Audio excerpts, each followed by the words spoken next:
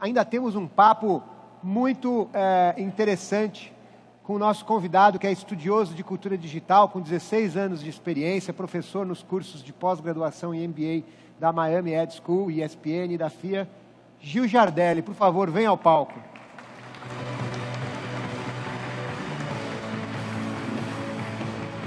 Fique à vontade, Gil. Olha, o Gil mandou um tema aqui pra gente que tem tudo a ver com o que a gente está conversando, mas eu fiquei curioso e eu vou transformar esse tema dessa apresentação dele numa pergunta. Eu acho que a partir daí ele vai seguir de um jeito bastante interessante e diferente. eFuture, a inovação radical e a transformação digital. Radical mesmo, Gil? É muito radical o que está para acontecer? Muito radical. Eu separei aqui um material para a gente colocar umas pimentinhas para o nosso bate-papo. Já está na tela? Então, eu acho que a gente está vivendo uma revolução industrial dos números, né? Esse Data Age é o quê? O Japão, por exemplo, recomendando às faculdades a ensinarem 90% do seu tempo sobre lógica, sobre algoritmos, sobre ciências exatas. Você vê aí um mundo realmente que essa revolução que vai acontecendo de uma forma muito rápida, aonde, por exemplo, já temos dominados, está lá no meu blog o detalhe sobre isso, depois de 40 anos de estudos, e aí por causa do cloud, do Big Data, nós temos o DNA perfeito. Quando se fala de DNA perfeito, significa o quê? Crianças não serão todas de olhinho claro e cabelo clarinho, mas viverão 200 anos. Como vai ser essa economia circular quando você vive 200 anos? E aí começa uma inovação radical, que está transformando absolutamente tudo, empresas, pessoas, ideias, trabalhando com uma gigante aqui do Brasil. A pergunta lá dentro é: como será nossos próximos 5 anos e sobreviveremos nos próximos 10 anos? Porque agora começa um conceito de uns professores lá do MIT, se antes a inovação era algo que demorava um pouquinho, agora é chamado de barbatana de tubarão. E quando se fala de barbatana de tubarão, de cada 400 pessoas que têm a mesma ideia simultaneamente, apenas 4 colocam para acontecer essa ideia. E aí não existe mais o gênio solitário, né? Lá com o Reinaldo da Intel, a gente conversou um pouquinho, você conversou um pouquinho sobre esse conceito dos fazedores, dos makers. Aqui, Londres pegou os 250 mil metros quadrados da onde foi a imprensa da última Olimpíada e falou assim: venha para Londres, pessoas do mundo inteiro, e venham morar na casa dos fazedores. Aliás, só um detalhe, em Hackney, no leste de Londres, que aliás só de fazer a Olimpíada lá já foi incrível, porque era exatamente, a cidade direcionou a Olimpíada para o polo de inovação, né? Isso foi uma explosão de criatividade também, né? Enquanto, por exemplo, todas as capitais europeias estão perdendo o que eles chamam de high potential jovens, apenas Londres e Berlim estão conseguindo manter as pessoas lá, por causa de programas de... E aí o que eles falam nesse lugar? Vamos construir organizações game change. Eu acho que o que a Oracle ajuda as empresas é alinhar propósito, performances, pessoas. A tecnologia é apenas um processo, toda empresa agora vai ter que ser esse conceito de game change. E aí, semana passada até compartilhei no meu LinkedIn, a The Economist saiu com um editorial muito severo, digamos assim, dizendo que é o fim da era de ouro das velhas multinacionais imperiais. E falando que as empresas que não forem titãs da tecnologia vão ter um grande problema. E quando você fala disso, só para pegar alguns dados, a Bolsa Americana em 1996 tinha 8.025 empresas listadas. Em 2015, menos 51%. Não é que eu quero acabar com o capitalismo, amigos, mas assim, 57% das maiores empresas até 1999 ou não existem mais ou foram vendidas a preços de banana. E aí agora, se em 1999 apenas 2% do lucro era do setor das ideias da inovação, hoje é 31%. Então essa mudança, ela acontece no quê? Num processo muito...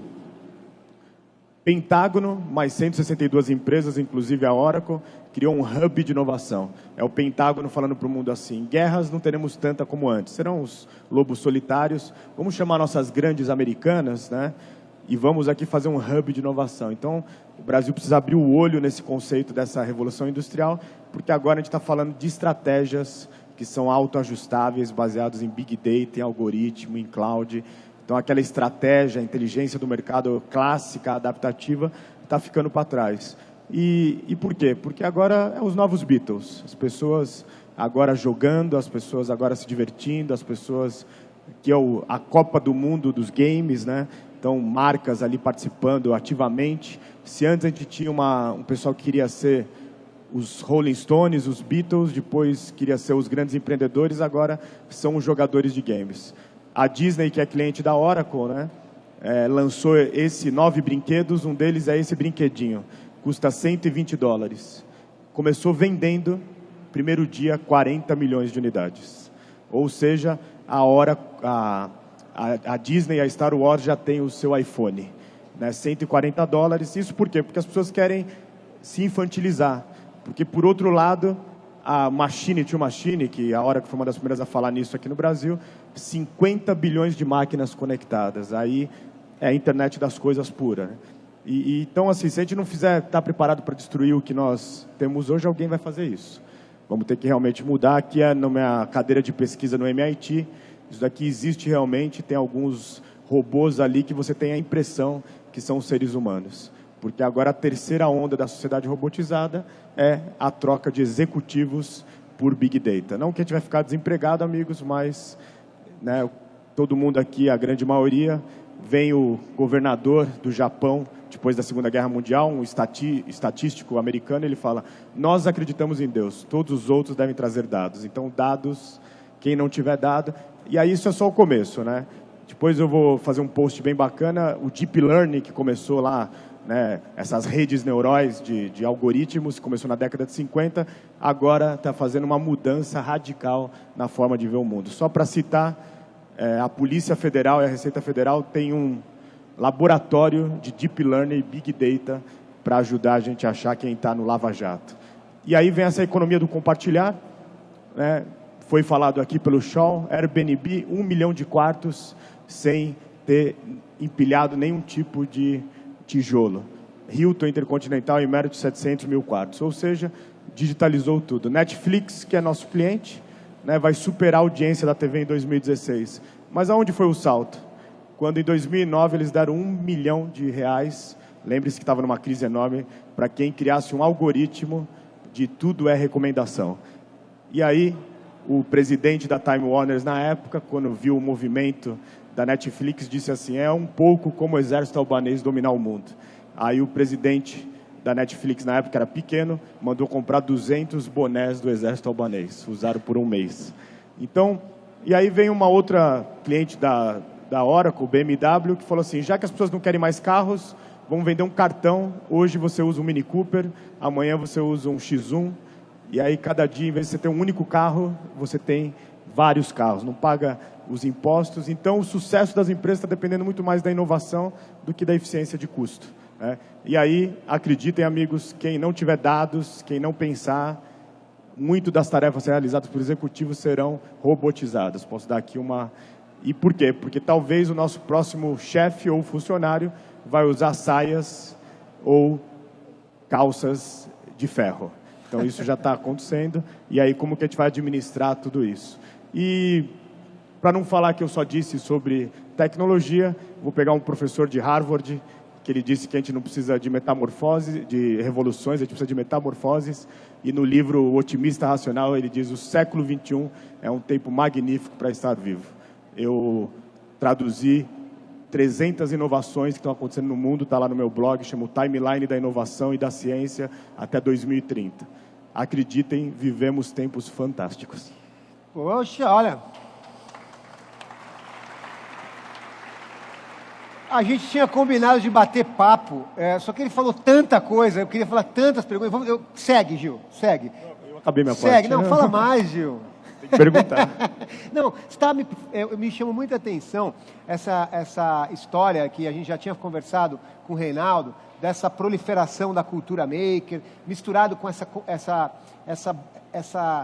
clara e evidente tendência pela economia do compartilhamento.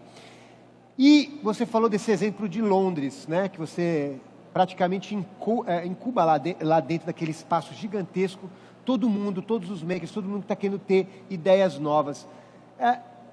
Qual que você acha que é o modelo para a gente pegar esse caldeirão de coisas que não está acontecendo só em Londres, aqui no Brasil está acontecendo muito também, no mundo inteiro está acontecendo. A gente tem diversos brasileiros jovens que estão com startups, com iniciativas espetaculares.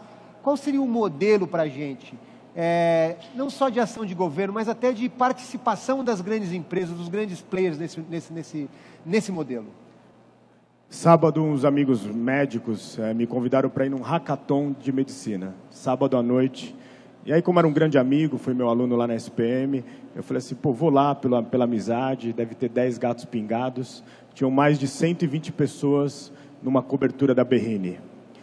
Médicos, profissionais de serviços de saúde, e as pessoas chegaram lá num sábado de manhã e saíram domingo à tarde. Até tem um participante que está aqui assistindo a nossa palestra, e eu fiquei muito feliz de ver uma centena de brasileiros de todas as idades tentando inovar, fazendo realmente coisas diferentes. Então, acho que o nosso caminho é, primeiro, que as grandes empresas dê esse conceito da cauda longa, dê o que a gente chama de criar mercado para essas pequenas, incubar elas realmente. E eu acho que a gente está precisando de uma lei, como teve em 2010 nos Estados Unidos, que é a lei da inovação, do empreendedorismo, da startup. Só para a gente registrar, Barack Obama faz um jantar em 2009 e convida todos os grandes da tecnologia. E lá eles fazem um brinde falando assim, precisamos transformar nossa economia em algoritmos. E aí a gente sabe o que está acontecendo, é uma revolução, o Pentágono é um exemplo disso. Eu acho que está precisando de um ato de inovação, acho que a gente está pensando não só fazer a gestão do passado, Lava Jato, mas fazer a gestão do futuro. Como que a gente vai ser nosso player como brasileiro, como Brasil, como brasileiros, nesse mercado global que já é o século asiático. Isso passa, claro, por uma política de ciência e tecnologia diferente, isso passa por uma visão estratégica de áreas de governo e tudo mais, mas eu acho que também passa por uma compreensão macro da chamada economia criativa, não é? Eu acho que isso é a base, isso é uma das bases dessa economia, ou talvez a principal, é essa revolução digital toda.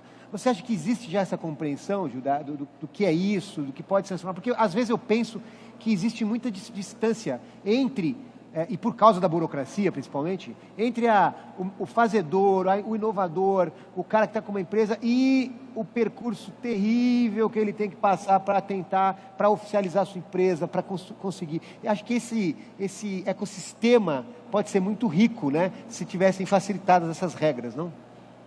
Acho que tem várias atitudes que tem que ser tomado. Primeiro, o navegador tem que ir para a TV aberta, sábado à tarde.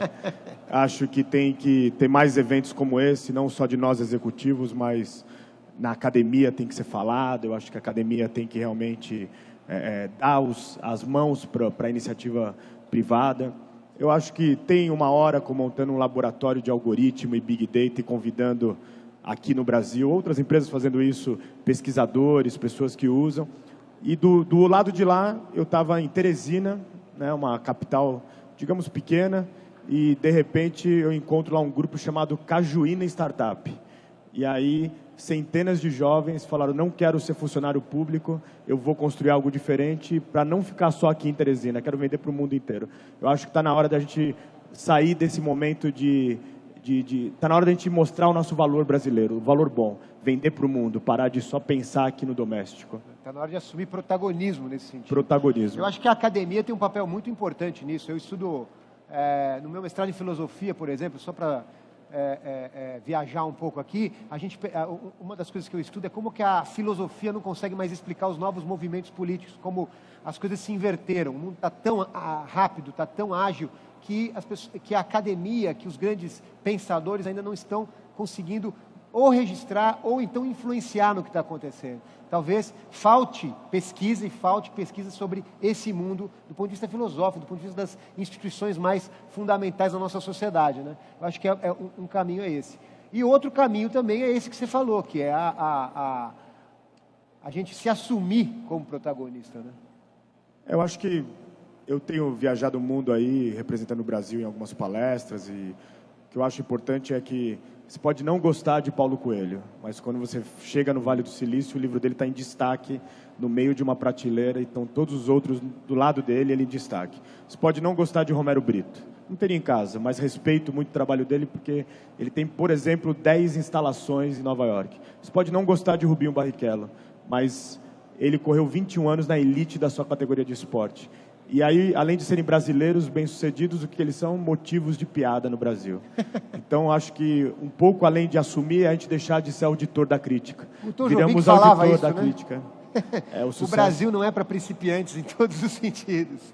Viramos auditores da crítica. Só criticar, eu acho que assim, a crítica, já sabemos o que está errado. Agora é um pouquinho, né, o que a gente vai fazer para pensar nos próximos 20 anos. Gil, muito obrigado. Muito boa a sua contribuição. Aliás, as contribuições de todos foram muito proveitosas, né? Excelente papo. Obrigado, Gil.